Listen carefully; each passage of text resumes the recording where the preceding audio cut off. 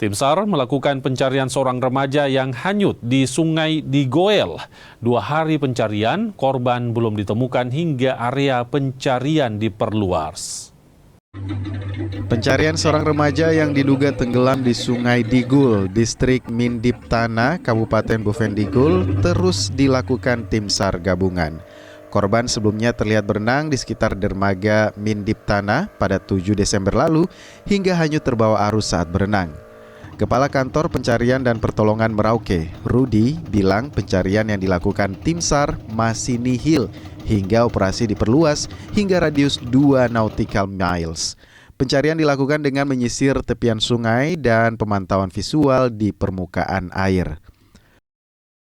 Pada hari ini kami, Kantor Pencarian dan Pertolongan Kelas B Merauke, melaksanakan atau melanjutkan operasi SAR terhadap kondisi membahayakan manusia, 1 orang yang hanyut di Sungai Digul, Mindiptana, Kabupaten Bovendigul.